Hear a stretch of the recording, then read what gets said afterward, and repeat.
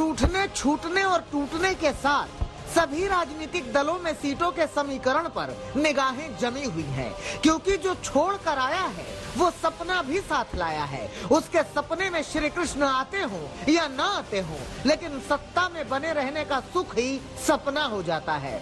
तो इस सपने की शुरुआत होती है टिकट से, और जिस देश में रेल का टिकट आसानी से न मिलता हो, उसमें देश में राजनीति के खेल का टिकट आसानी से कैसे दे दिया जाए, इस बात पर माथापच्ची चल रही है।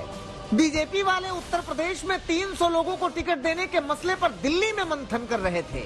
उस मंथन में किसके लिए कंफर्म टिकट निकला और कौन वेटिंग में रह गया, ये चार्ट प्रिपेयर होने से पहले पता चलेगा, यानी कल। बागियों से होने वाला डैमेज बीजेपी कैसे कंट्रोल करेगी, ये तो फिलहाल पता नहीं है, मगर माना जा रहा है कि ज्यादा सीटों की उम्मीद लगाए सहयोगियों को करीब करीब मना लिया गया है। अपना दल और निषाद पार्टी को 15 से 17 सीटें देने पर सहमति बन गई है। हालांकि अनुप्रिया पटेल ने इस बार करीब 35 सीटों की मांग की थी, लेकिन पिछली बार की 11 से ज्यादा सीटें देकर बीजेपी ने उन्हें राजी कर लिया है। माना जा रहा है कि इसका औपचारिक ऐलान शुक्रवार को होगा। 15 सीटें हमारे निषाद पार्टी अपने सिंबल पर लड़ेगी, बाकी 2 सीटें जो और बढ़ेंगी। अच्छा, 15 तय। हाँ, निश्चित रूप से। कौन सी सीटें हैं?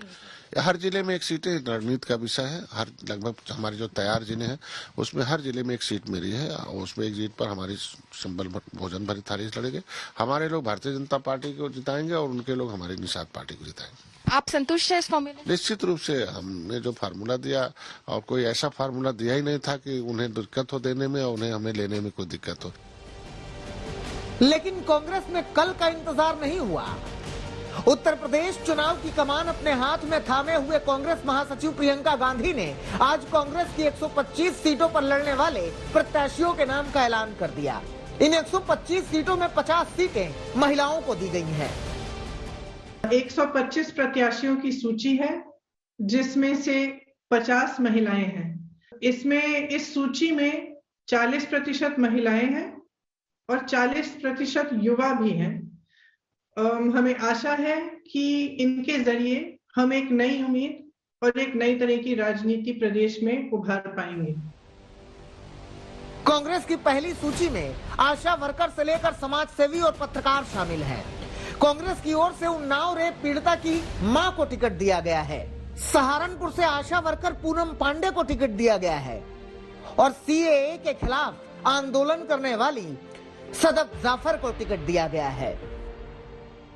आपके साथ अत्याचार हुआ तो आप में ये शक्ति है कि आप अपने हक के लिए लड़ो, और उत्तर प्रदेश में कांग्रेस पार्टी आपको ये शक्ति देगी, आपका समर्थन करेगी, हर तरह से आपकी मदद करेगी ताकि आप अपनी लड़ाई लड़ सके, राजनीति में आए, सत्ता अपने हाथ में लें और अपने हक को खुद मांगे। चुनावी खेल में अब इंतजार अखिलेश के दांव का है। हालांकि उनका असल दांव तो पहले ही बीजेपी में सेंध के साथ शुरू हो गया है। ज्यादातर इस्तीफा देने वाले नेता उनके साथ फोटो खिंचा चुके हैं। अब इंतजार बस ऐलान का है, जिसके लिए कल का दिन मुकर्रर है। तो मान के चलिए कि साकिया आज उन्हें नींद नहीं आएगी।